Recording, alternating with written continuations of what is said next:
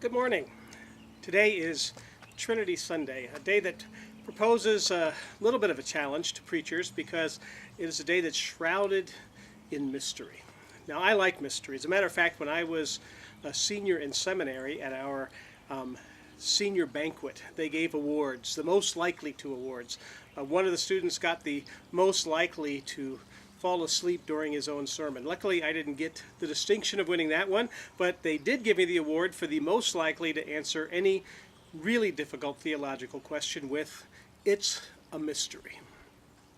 Now, my fellow classmates, I'm sure, thought that was a great joke, but I took it as a compliment because, you see, when I first got to seminary, I was pretty sure that I would figure it all out. I would understand everything that there is to know about God, everything there was to know about theology, and I would have it all down pat. But I soon learned that that is not the case. That was taught to me well in my course on the creeds. We were studying the Athanasian Creed, which is one of the three major ecumenical creeds. It's one that we don't usually use on Sundays because it is quite long. If you want to see it, it's on page, I believe, 54 and 55 of the Green Hymnals. And it deals two-thirds of it with the Trinity, and the last part is about the two natures of Christ. Well, the assignment for that class that day was for the students to come up with the best analogy that they could for the Trinity. So one student said, well, it's kind of like H2O, water. It can exist as a solid in ice, as a liquid, water, and as a gas in steam. And the professor said, well, that's pretty good. But here's why it's not a perfect analogy. And then he proceeded to basically pull it apart and show why it did not really work as an analogy for the Trinity. Another one said, well, it's kind of like an egg, you know. You have a shell, you have the yolk, you have the white. And he said, well, that's pretty good too, but here's why that one won't work. And he went one by one through all of us students, showing us exactly why it is that our analogies were all a little bit flawed. Now, his reason for doing it wasn't just to embarrass us, but it was to show us that our God is unique. There is only one Trinity, the Father, the Son, and the Holy Spirit, and we can never fully wrap our heads around it. Now, we don't like that as sinful human beings. We want to figure God out, because we know if we can figure God out, then maybe we can control him a little bit.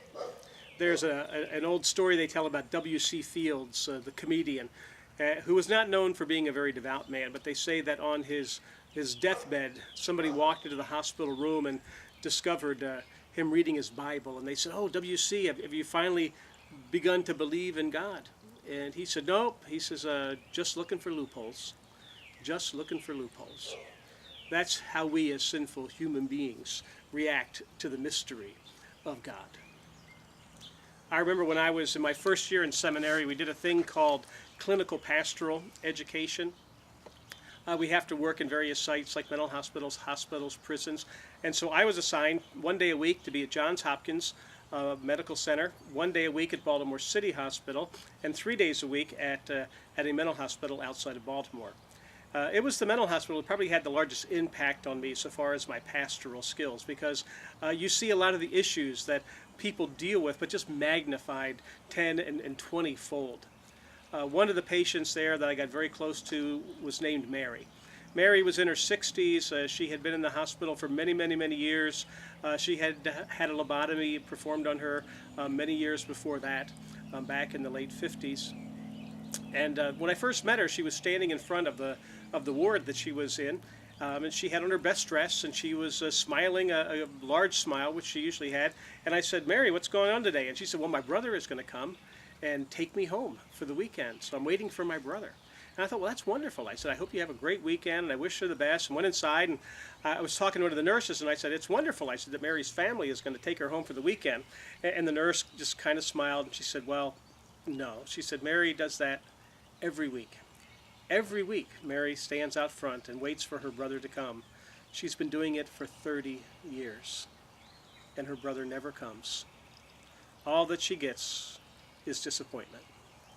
I saw that on Monday when I came in, and the usually smiling Mary was not smiling any longer. She was crying bitter tears and saying, "Why didn't they come? Why didn't my brother come? He said he would come, but he didn't.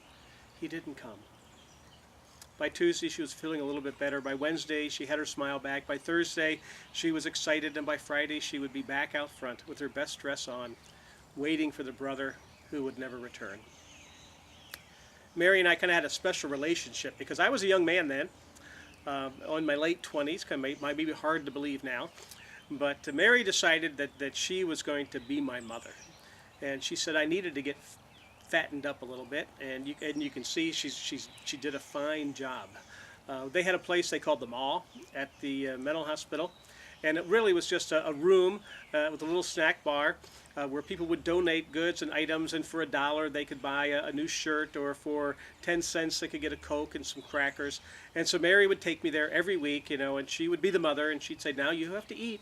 And she would buy me a Coke, and she would buy me some crackers, and we would talk about the week. But even though those times were good, I found that a lot of the time I was spending in clinical pastoral education, I was angry. And I was angry at God. I wanted to know why. Why, God, is life so unfair? Why do we have such tragedy in the world? Why do people have to cry such bitter tears? Why are there wars? Why do people die? All of these questions.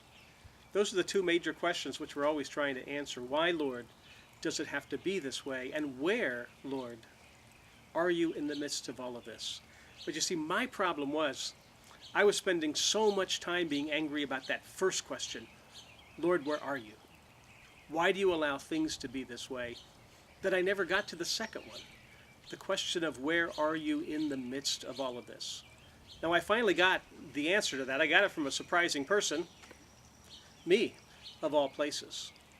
It was a few days later, and I was talking to another one of the chaplains, a good friend of mine named Jeannie. And she was just beside herself. She was crying, and I asked her what was wrong, and she said, well, at Johns Hopkins, she said, I was there yesterday, and she said, I'm in the children's hospital, and she said, I spent the day with a baby that was so very, very sick, and just tiny. And she said, there was nothing I could do. I couldn't do anything. I sat there, and he held my finger with his little hand, and I prayed, and I wished, and I hoped, and I cried, and I didn't know what to do. And I wanted to know, where are you, God? Where are you, God? As I watched this tiny life slowly slipping away. And then I heard myself begin to speak, and I said, Jeannie, you know where God was. God was there.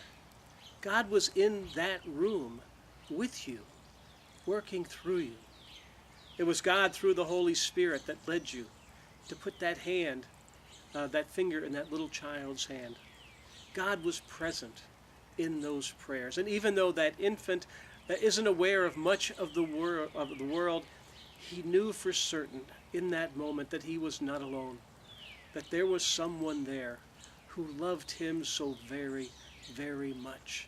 God was there in the room with you, Jeannie, crying those tears and wishing with all of his heart that someday he would be there to wipe them all away. That was my moment of insight. That was my moment of revelation when I began to understand a little bit about the mystery of the Holy Trinity. Because you see, my problem was I was spending so much time focusing on one part of the Trinity. God the Father, the creator of the world. I wanted to know, God, why? Why did you create the world like this? Of course, I was a seminarian then, and so I had forgotten the fact that God had not created the world in this way. God created the world as a beautiful garden with hopes and dreams for his people. But we were the ones that turned from him. We were the ones that brought sin into the world. We were the ones that brought brokenness into this world. And so God has been working from that point to try to bring us back into that same relationship that we had with him in the garden. I was asking God the Father, where are you? Why did you create the world in this way? And I focused so much on him that I forgot about God the Son. God the Son, the one who was an infant, so very helpless. God the Son who did suffer. God the Son who did weep tears of grief at the grave of his friend. God who understood our sadness. The God who died on the cross to take away our sins so that someday we would be in God's glorious kingdom, a place where all the wounds would be healed, the place where all the wars would cease, a place where hatred and prejudice would vanish, a place where all of our tears would finally be wiped away. I'd forgotten about God the Son. And Jeannie had forgotten about God the Holy Spirit, the Spirit that was sent to each and every one of us who are baptized into Christ's name, the Spirit that was present with her that day, in the touch of a hand with a little child, in the prayers that she prayed. God was present for that child through Jeannie. God was present for a 60-year-old mental patient named Mary, who was waiting for a brother who never came. So God not only sent his son Jesus to save her, but he sent this one as to be a son to her, to give her the experience that she would never have, the opportunity to be with family, to be the mother that she always longed to be, and to do acts of kindness for other people. God was there, and God is always there. The Trinity may be a mystery, but in all three persons of our glorious God, one thing is always fully revealed, and that is his deep love and compassion for his people. God loved us so much that he created this world so that we would be able to live with him, so that we could walk through the garden with him in perfect relationship to each other and to his great creation. And even though we rebelled and we fell, God continues to come to us. He comes to us in the person of his Son, the one who said, "Let the little children come to me," the one who promised that one day he would wipe away all of our tears, the one who revealed to us just how deep God's love really is. And God reveals himself through the Holy Spirit, which he pours into our hearts. And as he uses us as his instruments of grace and peace in this world, to spread his gospel of love to all the world. God is a mystery, but his love is not. He reveals it to us every single day as the Father, and as the Son, and as the Holy Spirit. God bless you this day. Amen.